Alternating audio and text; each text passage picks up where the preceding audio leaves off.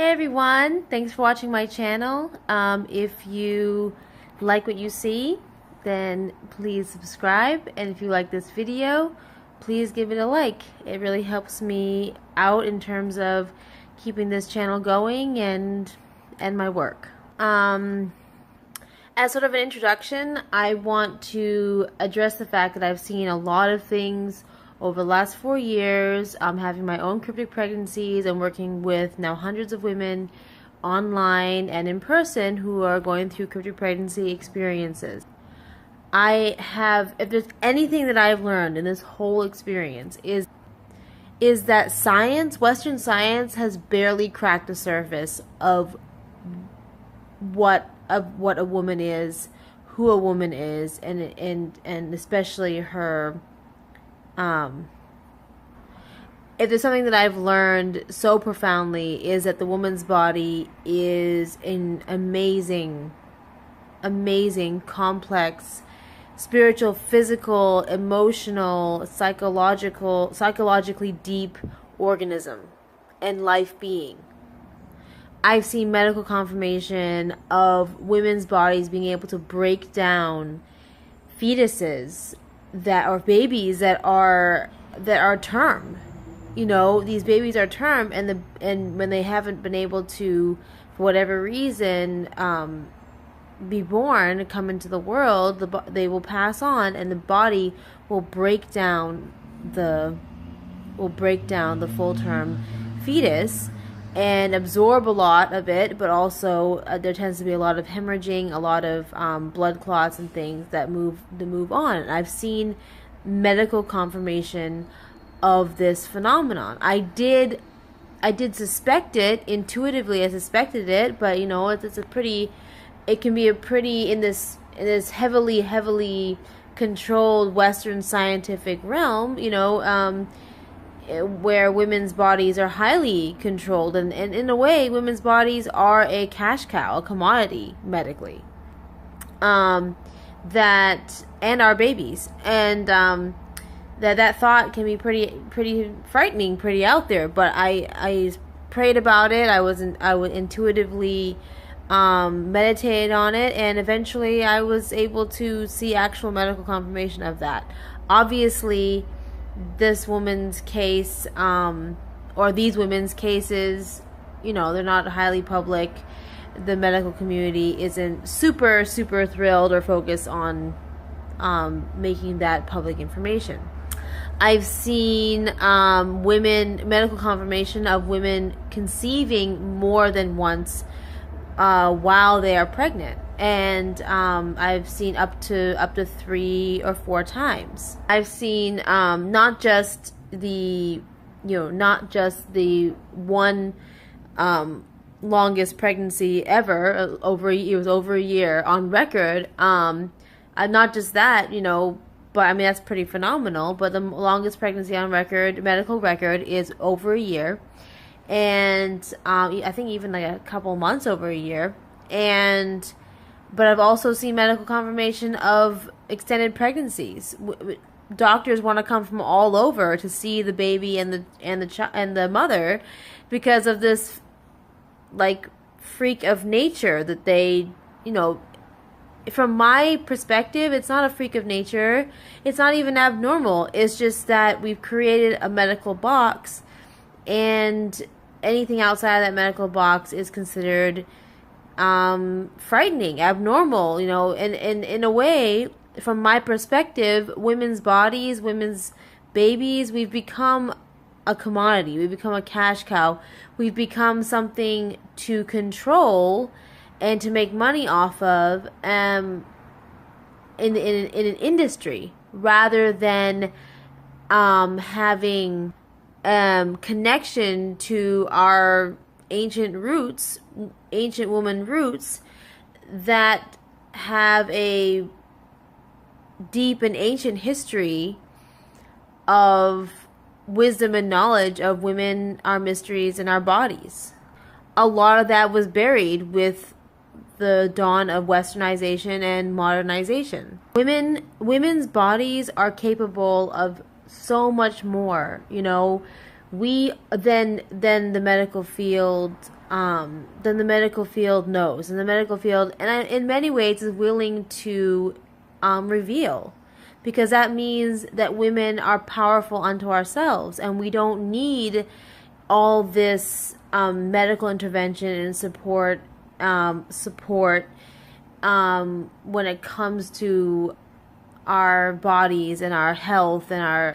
In ancient times, women are and were the first healers. The earliest documented medicine reveals that women are the first healers of humanity. We contain within us the life and death cycles just naturally. Women are exceptionally powerful beings, and in the Western world, that knowledge and that wisdom is barely known. The cryptic pregnancy experience has just shown me how this power is coming to reveal itself now, but also how much garbage and how many lies, how many scars, and how much abuse and post-traumatic stress, it needs to make its way past and to process before it can be revealed to a woman herself, let alone society. If you are having a cryptic pregnancy experience, here are some of my suggestions derived from my now few years of in-depth experience in having my own cryptic pregnancies. I have 2 cryptic babies born in 2014 and 2015, and as well as I said, working with women from all over the world. The first suggestion that I have is your intuitive voice. The ability to listen to your intuitive voice has to become a priority.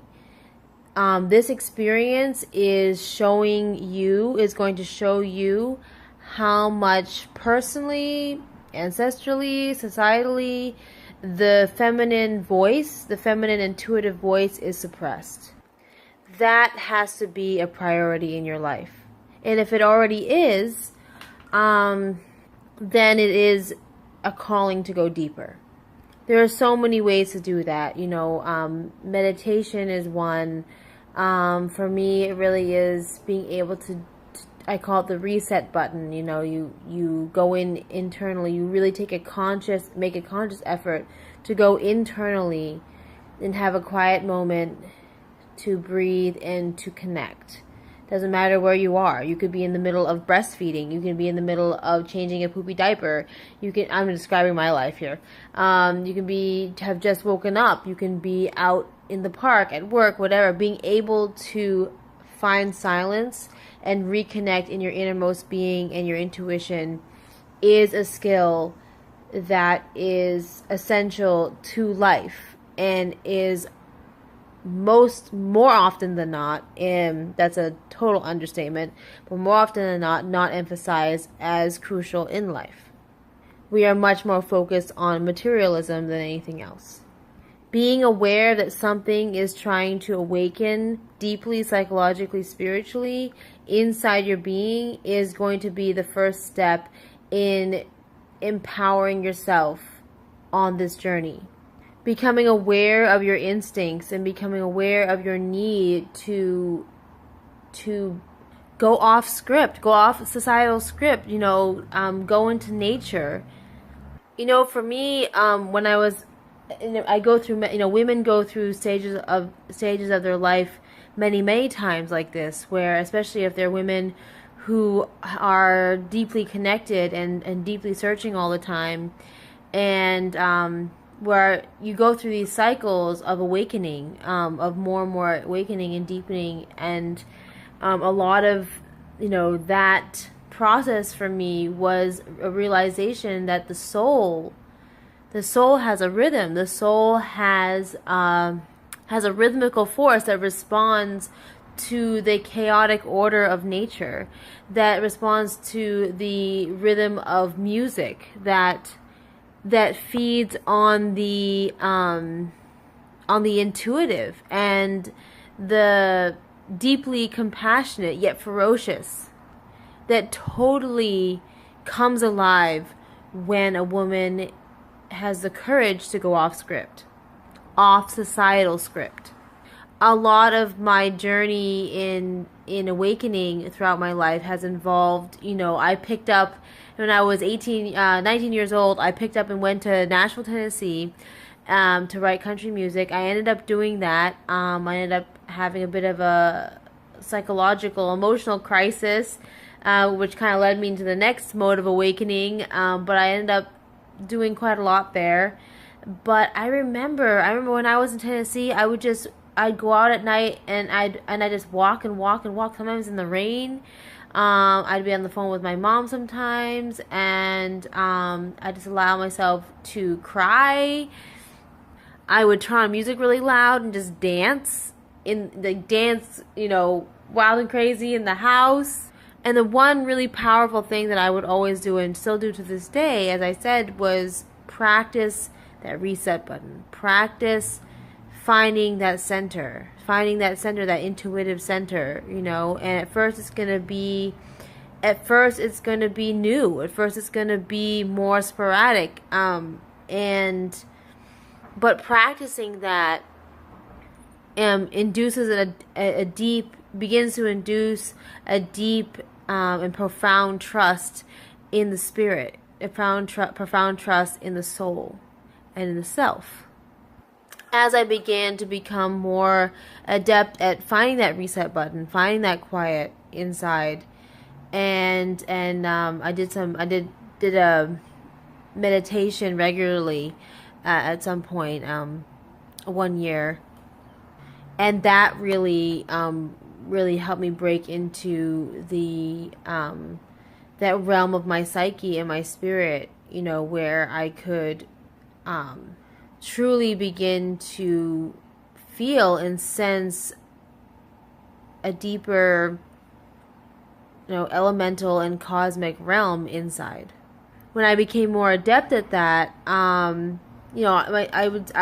still, you're going to go through cycles of this all your life. The psyche, the spirit, the soul, love is always renewing. It's always finding a way to continually heal, continually learn, continually deepen, and become one in mind and body. So as I became more adept at that, I found myself led on an intuitive path where I would start to listen deeply and trust deeply my intuition, and that led me to places and people and situations where I could connect and I could gain more knowledge, and ultimately was led deeper and deeper down the path of my soul knowledge and myself, and cultivate the courage and the bravery to face the trauma within, and not just the personal trauma, the ancestral trauma, the familial trauma, societal trauma of and especially women. A lot of that connection and that soul knowledge has involved a lot of that connection and soul rhythm has involved and expanded to writing what inspires me online, making videos, even when I wasn't, technologically that skilled at all. In fact, I just sort of learned how to edit videos and hope to improve, but I didn't let that keep me from doing what I felt I was inspired to do. And one of my deepest inspirations in my life has been to marry and have a family and keep my family central in my life, keep my children central in my life, even as we live in a very high-strung, business-oriented American Western culture that really doesn't centralize family. My cryptic pregnancy experiences were some of the most deep and profound experiences in my life in discovering self-trust, self-knowledge and discovering that union I have, that divine union I have with the deep feminine. That is me, and so that is so much greater than me. It is ultimately a journey of becoming your own healer and becoming your own wise woman. It is literally the journey of those women who want to accept it, the journey again of tapping into our ancient roots as women that has been lost in, as I said before, the speeding up of society and ultimately the masculinating of women. When women became tied up in the male game of power and money and misconstrued that as empowerment. That is not to say that women shouldn't have places of political power, etc. But this misunderstanding that to become involved in the powers that make up our government, that make up our system, a heavily male world, and certainly has been for many hundreds of years now. And that many times to make it, you have to, as a woman, become masculinated. You have to start to put aside and bury the spiritual and psychological and physical natural cycles of being a woman, and which is our power, our connection to each other, which is our power, and sacrifice that for money and power in a male-centered world.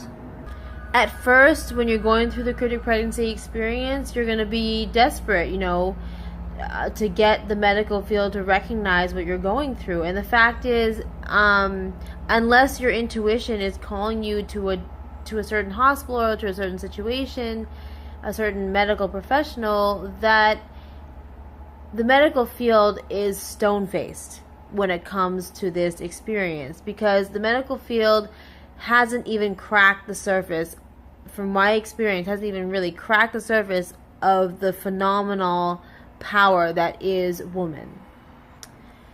And in my experience, unless there is an intuitive calling to that, just going back and trying to get validation from the medical field will mostly lead to a lot of mental, physical, and emotional abuse.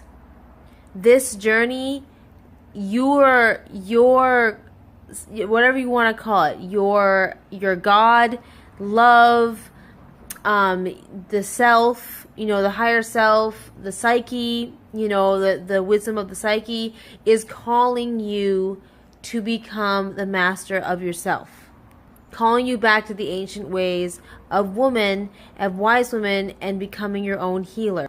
That is deeply rooted in the ancient wisdom of women, and yet not dictated by the forces that want to keep that wisdom down. Beginning to explore alternative healing and home birth midwifery is highly, highly recommended in this. Obviously, you're going to have to intuitively seek them out, because not everybody is going to be supportive of this either. Nutrition-based medicine, though, is very, very important. Finding the knowledge, either it's in literature or from other healers, or online. Finding ancient wisdom when it comes to nutrition-based healing, rather than pharmaceutical-based healing, is going to be central and foundational in this journey. I can't really emphasize that more.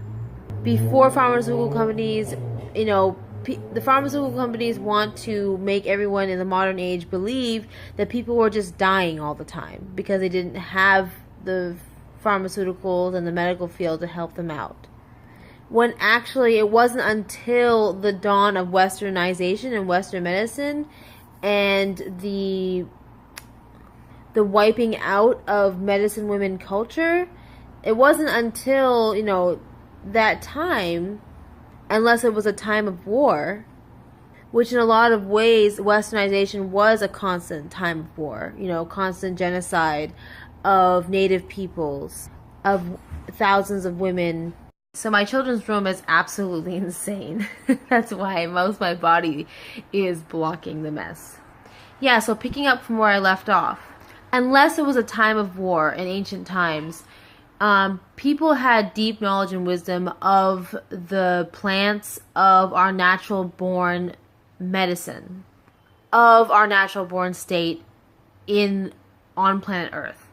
It is well-documented evidence that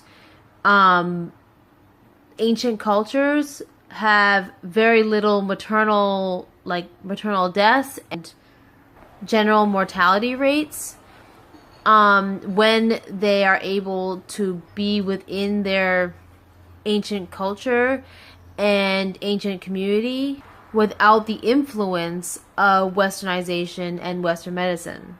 I should say the forceful influence of westernization and Western medicine and Western culture. It is well documented that these cultures don't associate birth with fear and pain and death because it was medical culture in Europe that established this fear and death when it came to childbirth and women's health, because they were quite literally burning hundreds of thousands of women at the stake for being witches and supposedly practicing black magic and being harmful to people, when a lot of these women were healers and herbalists and keepers of ancient wisdom of women. And women in general went to those women and had women societies that were supportive to them, to their babies, their bodies, their families. Ancient culture isn't perfect, but it is not, unless there was a time of war, an attack from another country or another people. Generally, ancient cultures lived with wisdom, the wisdom of our natural-born state. And a lot of times, and a lot of it, accepting the mystery that is of being human and of being a woman. That we don't know everything. And most importantly, that is how it's supposed to be. So, beginning to do research on healers, on nutrition-based medicine, food-based medicine, is going to be exceptionally beneficial for you.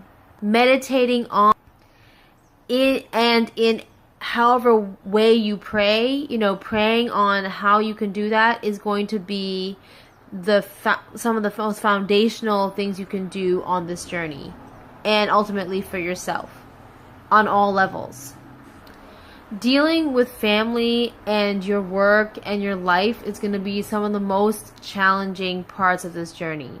I've seen cryptic pregnancy experiences produce babies at the end of them, and then some of them miscarriages, and some of them missed miscarriages, which medically that term is the medical term for when a woman miscarries but doesn't pass the baby but absorbs the baby. This experience is so outside of the Western societal ideology and realm that it's really scary to be having it and having to interact with other people. What I ended up doing in both my experiences was, and it became stronger and stronger, as I had the experiences, and especially later or during the second time I had a cryptic pregnancy. I realized that it's my journey. It's my journey. And a lot of my anxiety came from the fact that I cared so much about what other people think of me and what society thinks of me. And it's natural to care. That's human to care. But at some point, we're going to have to, as women, understand that there has to be a change. There has to be a change in society. Women are so much more profoundly deep beings than modern culture is willing to accept and willing to liberate. I had to powerfully, in a really powerful way and profound way, deeply accept that this is my journey. And people didn't have the right to say, you know, to argue with me about what was going on with my body and with my journey. I knew in my heart both times that I was pregnant, but I also knew that sometimes this journey didn't complete with the evidence of a baby. And I knew enough. I had done enough work, spiritual work in my life, where I knew that if it didn't matter, eventually I had to calm myself down and to center myself in my deepest, you know, spiritual and psychological realm and self. That no matter what happened, I would have to be confident enough to let people know that this is my journey, this is what I am experiencing, and if it changes along the way and unexpected things happen, then so be it. I really took that time to be internal, to allow myself the space to process. Fortunately, my husband was always extremely supportive. I know that women go through this where their husbands are not supportive at all, to the point of being actually downright abusive. And as difficult as that is, ladies, eventually your man is going to have to accept that this is your journey, this is what you're going through, and that not everything we can understand right away. Men by nature have a really, really, really difficult time with that.